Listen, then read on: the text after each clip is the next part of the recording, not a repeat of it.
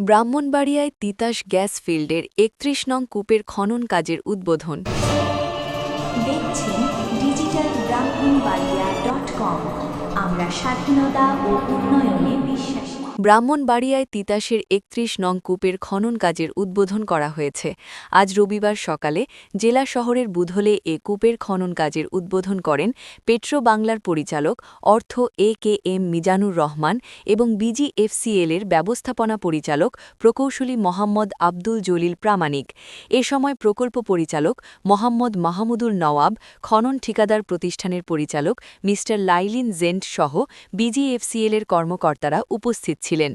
এ সময় প্রকল্প পরিচালক জানান, আগামী ২১০ দিন সময়ের মধ্যে ৩১ নং কূপের খনন কাজ শেষ হবে। খনন কাজ সফলভাবে সম্পন্ন হলে জাতীয় গ্রিডে ১৫ মিলিয়ন ঘনফুট গ্যাস যুক্ত হবে। কূপটির খনন ব্যয় ধরা হয়েছে বাংলাদেশি মুদ্রায় ৫৯৪.২৫ কোটি টাকা।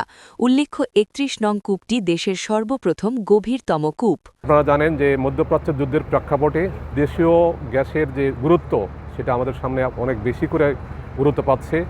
এরকম একটা ক্রান্তিকালে পেট্রোবাংলা এবং জ্বালানি খনিজ সম্পদ মন্ত্রণালয়ের উদ্যোগে ২৬ সালের মধ্যে ৫০টি কূপ এবং ২৮-২৯ সালের মধ্যে যে ১০০টি কূপ খননের যে মহতী পরিকল্পনা বাস্তবায়িত হতে যাচ্ছে, তার আওতায় আজকে এই ৫,৬০০ মিটার গভীরতায় আজকে এই কূপের স্পাডিং কার্যক্রম অনুষ্ঠিত হতে যাচ্ছে।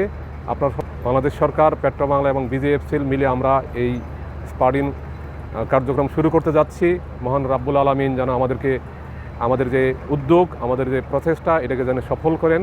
এটা সফল সমাপ্তিতে আমাদের যে প্রত্যাশা, যে মাত্রায় গ্যাস পাওয়ার কথা, সেটা যেন আমরা জাতীয় গ্রিডে যুক্ত করতে পারি এবং এর মাধ্যমে ব্রাহ্মণবাড়িয়া সহ সারা বাংলাদেশের অর্থনৈতিক উন্নয়নে যেন আমরা অবদান রাখতে পারি।